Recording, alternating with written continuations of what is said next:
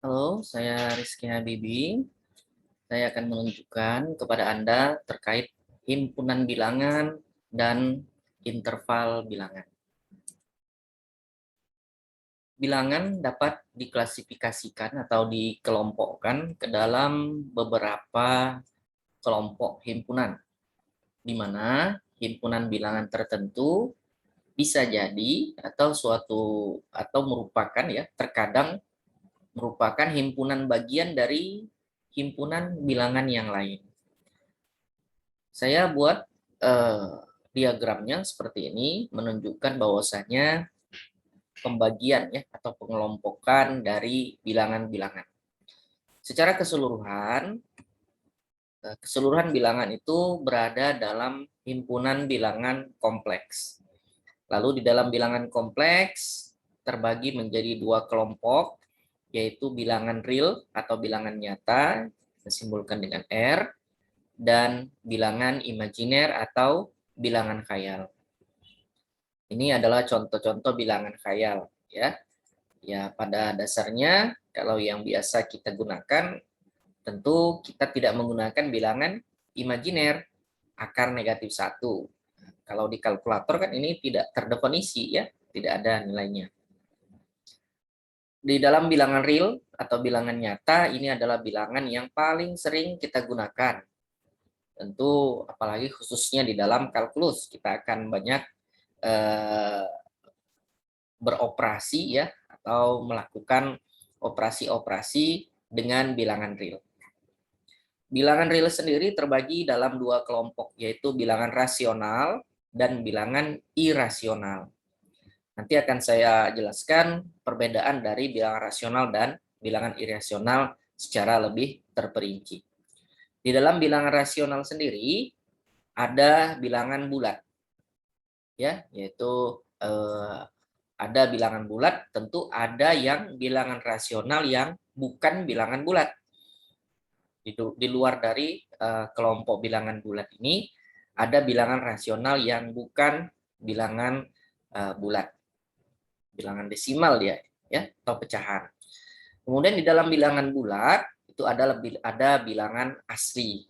Nah, tentu di dalam bilangan bulat ada yang bukan bilangan asli. Contohnya negatif, ya, negatif 2 itu kan termasuk dia bilangan bulat tetapi tidak termasuk dalam bilangan asli. Oke.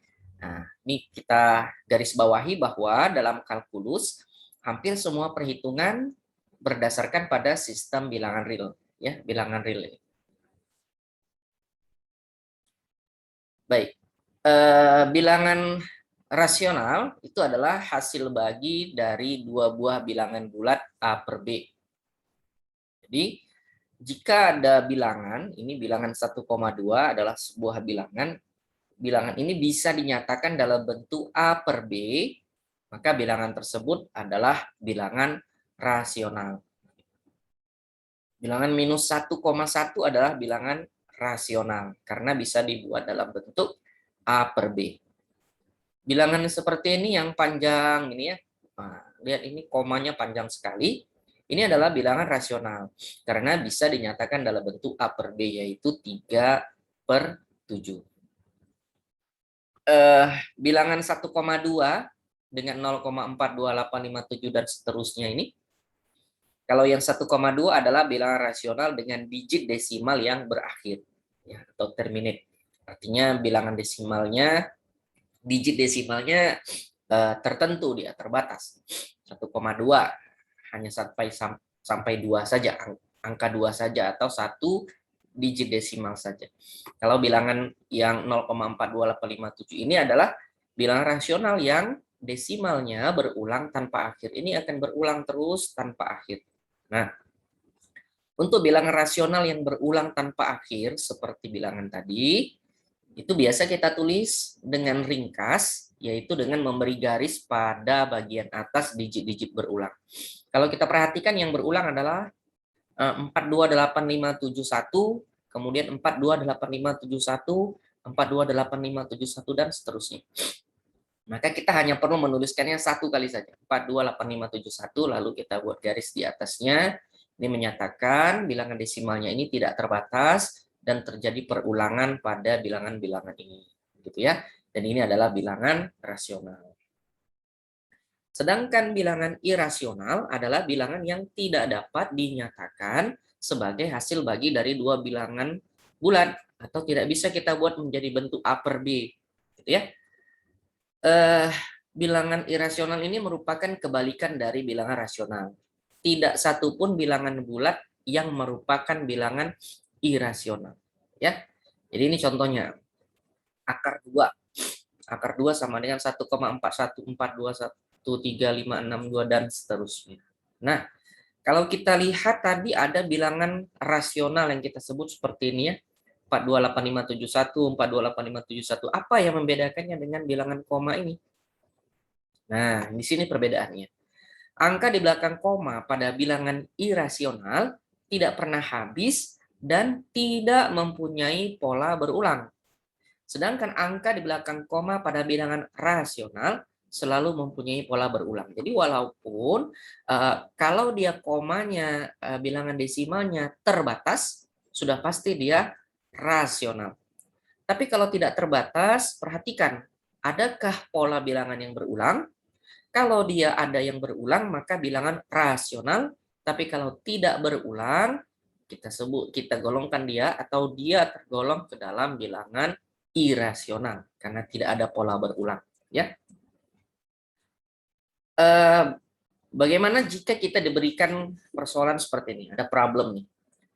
Bilangan desimal berulang tadi adalah bilangan rasional ya. Tunjukkan bahwa X sama dengan 0,136, 136, 136, 136 dan seterusnya merupakan bilangan rasional. Ini kita mau membuktikannya nih ya. Kita mau menunjukkannya. Tentu kalau kita sebutkan bahwasanya ini adalah berulang, ada pola berulang, sebenarnya kita sudah bisa mendapatkan jawabannya bahwasanya bilangan rasional, bahwasanya bilangan ini termasuk bilangan rasional. Namun untuk menunjukkannya kita bisa menggunakan cara seperti ini. Kita kalikan kedua ruas dengan 1000. Yang ini tadi X sama dengan ini persamaannya. X sama dengan 0,136, 136 dan seterusnya kita kali dengan 1000. Kenapa? Karena ada 3 digit yang berulang. Jadi kalau bilangan 428571 tadi ini kan 6 bilangan, maka kita kali dengan 1 juta ya, karena ada 6 bilangan. Ini karena 3 bilangan kita kali dengan 1000. Kiri dan kanan kita kali 1000. Berarti kalau X sama dengan 0,136, X dikali 1000, 1000X, 0,136, 136 dan seterusnya dikali 1000 adalah 136,136, 136 dan seterusnya. Kemudian kedua bilangan ini, kedua ruas ini kita kurangkan. Ya, kita kurangkan dengan bentuk kawal. X sama dengan 0,136, 136, 136 dan seterusnya. Kalau kita kurangkan lah ya, ruas kiri kita kurangkan, hasilnya adalah 999X. Ruas kanan kita kurangkan, 136 dikurang 0. Nah, lihat di sini desimalnya habis ya. Nah, karena dia berulang dan sama, kita kurangkan habis. Tinggal 136, maka kita buat X sama dengan 136 per 999. Kalau sudah bisa kita buat bilangan bulat yang membentuk A per B, maka ini sudah menunjukkan bahwasannya bilangan tersebut adalah bilangan rasional. Ya. Nah, perlu kita perhatikan bahwa dalam kalkulus kita tidak pernah membagi dengan bilangan 0. Jadi tidak boleh bentuk 2X kuadrat dikurang 3X per 0. Ini tidak pernah kita lakukan ya, dan sangat kita hindari. Kemudian kita juga tidak menghitung akar bilangan negatif. Jadi kalau ada bilangan negatif, tidak kita hitung akarnya. Ya, karena hasilnya tidak didefinisikan pada himpunan bilangan real. Jadi dua ini ya, membagi 0 tidak boleh, akar negatif juga tidak boleh. Jadi kalau tidak boleh tetapi muncul bagaimana? Nah, kita usahakan dia tidak muncul. Nanti kita akan bahas lebih detail di dalam kalkulus ya. Kemudian ada istilah variabel. Di dalam banyak masalah pemodelan matematika, kita seringkali harus menggunakan notasi simbol ya, misalnya A, B, X, Y gitu. Untuk menyatakan besaran atau nilai yang belum diketahui nilainya. Misalnya nih waktu, volume, kecepatan, percepatan, gaya, itu adalah beberapa yang biasanya kita notasikan, kita simbolkan. Besaran yang belum diketahui nilainya itu disebut variabel. Ketika kita memilih notasi dari suatu variabel, kita bisa menggunakan huruf-huruf seperti A, B, C, M, N, X, Y. Oh, nama saya Rizky, jadi pakai huruf R, boleh. Nama saya Habibi, pakai huruf H, tidak apa-apa. Boleh saja ya. Tapi dalam beberapa kasus biasanya orang-orang akan menggunakan huruf awal dari besaran yang dimaksud. Misalnya nih, kita bicara tentang waktu ya. Waktu itu time. Time huruf awalnya T, maka biasanya kita notasikan waktu itu dengan T ya. Kemudian misalnya volume. Volume ya. Volume itu huruf awalnya V. Maka biasanya untuk mencari volume kita notasikan dengan huruf V. Gaya, force ya. Force itu huruf awalnya F, maka gaya biasanya kita simpulkan dengan F sebagai variabelnya, gitu ya. Nah, variabel itu adalah besaran yang nilainya tidak tetap dan mungkin saja bisa berubah-ubah, gitu ya. Jadi dia belum tentu bilangannya. Ada sebuah waktu seseorang berlari, kita simpulkan dengan T. Berapa nilai T-nya belum tahu, maka itulah yang kita sebut dengan variabel. Tapi kalau sudah tahu T sama dengan 3, maka 3-nya itu adalah tidak lagi variabel, 3-nya adalah konstanta. Ya. Variabel biasa juga disebut dengan peubah. Nah, nama lain ya yang sering digunakan untuk menyatakan variabel. Misalnya X adalah sebuah variabel yang menyatakan umur atau daya tahan bola lampu merek tertentu. Jika dianggap bahwa umur tertingginya adalah 3.500 jam, maka selang atau jelajah nilai yang mungkin bagi X adalah setiap bilangan real yang berada pada interval X lebih besar sama dengan 0, lebih kecil sama dengan 3.500 jam. Jadi ini adalah notasi untuk menyatakan bahwasanya masa waktu lampu, ya daya tahan lampu. Tentu dia lebih besar dari 0, ya karena lampunya pasti pernah hidup, ya hidupnya berapa menit atau berapa detik. Walaupun dia hidup langsung putus, tapi kan dia pernah hidup, berarti ada waktu terkecil, gitu ya.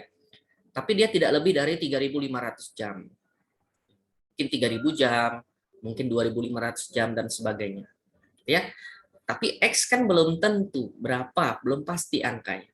Maka X kita sebut dengan variabel. Tetapi ketika kita tetapkan, ya setelah kita uji coba dapat X-nya adalah 3.200 jam. Ternyata lampu itu suatu lampu ya, sebuah lampu kita ketahui umurnya 3.200 jam. Nah, maka bilangan 3.200 itulah kita sebut dengan konstanta. Dia tidak lagi menjadi variabel.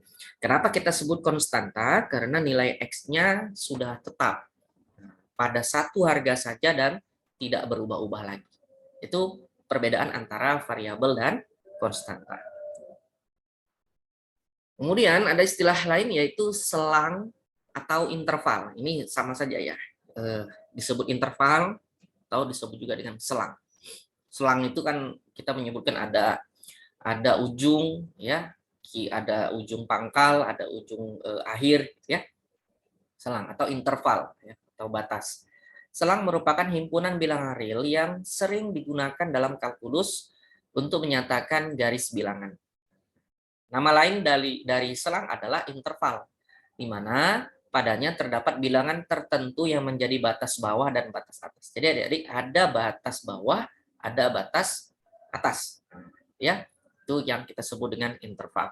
Secara umum, suatu selang itu terbagi dalam dua kategori, yaitu selang terbuka dan selang tertutup. Selainnya adalah kombinasi dari salah satu di antara keduanya. Ada yang selang setengah terbuka, ada juga yang selang setengah tertutup. Setengah terbuka, setengah tertutup itu sama ya.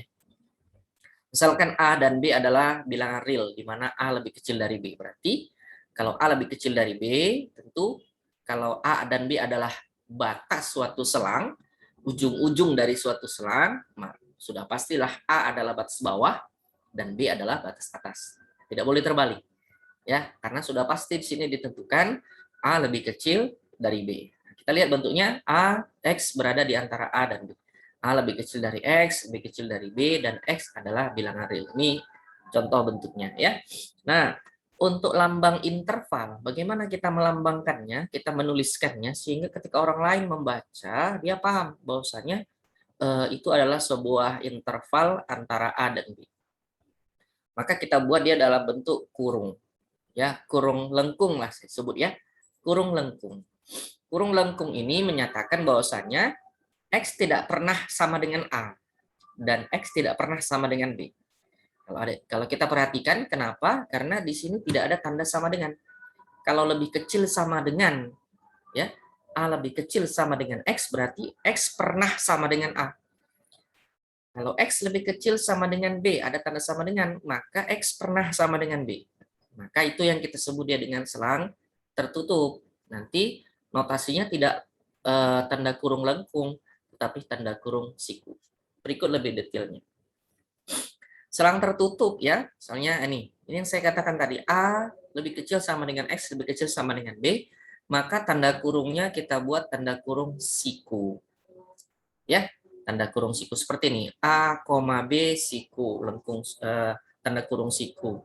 Kalau yang tadi, A, B, tapi tanda kurungnya lengkung.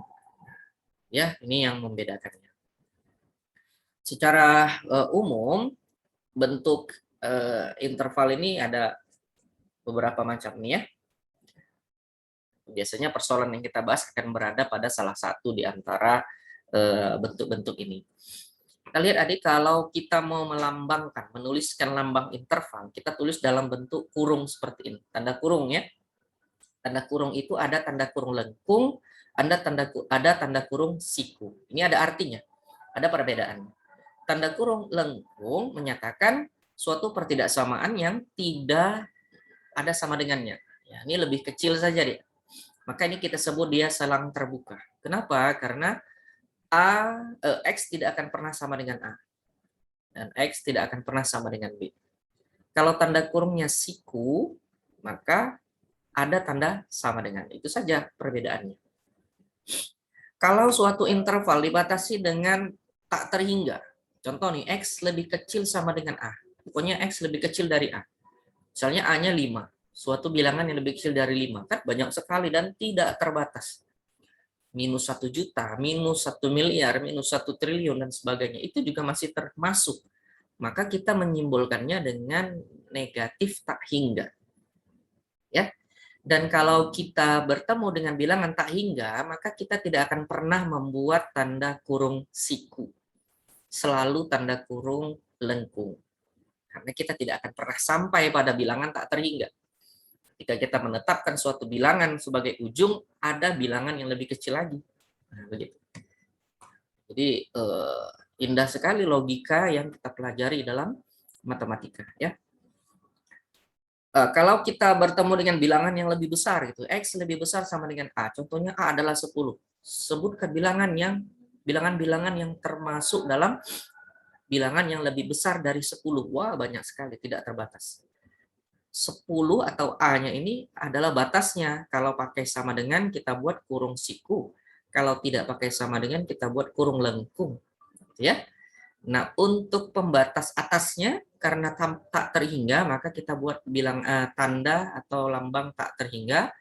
Tanda kurungnya selalu tanda kurung lengkung. Jadi kalau bilangan tak hingga, kita tidak pernah membuat kurung siku. Nah, simbol-simbol tadi, interval tadi ini saya tuliskan ulang, bentuknya seperti ini, yang perlu kita ingat ya. Nah, baca-baca saja nih ya. Nanti kalau kita ketemu dengan soal, kita bandingkan kemari. Oh, ini maksudnya. Jadi kita punya dulu tabel sebagai pedoman kita ya. Kalau ada bentuk himpunan seperti ini bentuk notasi himpunan ya, set notation. Itu notasi himpunan. X di mana A lebih kecil dari X, lebih kecil dari B, pakai tanda kurung kurawal. Ini notasi himpunan. Kalau kita menuliskan notasi interval, bentuknya pakai tanda kurung. Ada kurung lengkung, ada kurung siku, seperti ini. Jadi kalau nanti kelihatan bentuk seperti ini, ada bentuk tanda kurung siku A, B, tanda kurung lengkung, Nah, ini adalah notasi interval, notasi selang. Kemudian di dalam garis bilangan kita juga menggunakan notasi interval ini. Jadi bentuk A lebih kecil dari X lebih kecil dari B, kita bisa buat ya dalam bentuk garis bilangan, ya, dalam bentuk grafik garis bilangan. Kita buat garis, ya, kita batasi A dan B pakai tanda kurung lengkung, berarti tidak pakai sama dengan. Kalau kita batasi dengan tanda kurung siku, berarti dia pakai sama dengan. Kalau kita buat tanda panah terus begini, berarti tak terhingga ke kiri, gitu ya. Kalau tanda panahnya ke kanan berarti tak terhingga ke kanan. Kita buat simbol tak terhingga dan tanda kurungnya tanda kurung lengkung. Ya, mudah-mudahan penjelasan ringkas ini bisa membantu adik-adik memahami dasar utama. Nanti akan kita gunakan notasi interval dan garis bilangan ini dalam menyelesaikan persoalan-persoalan kalkulus. Ya, itu dulu untuk waktu saat ini. Kita nanti bahas topik berikutnya dalam video yang berbeda. Ya, terima kasih.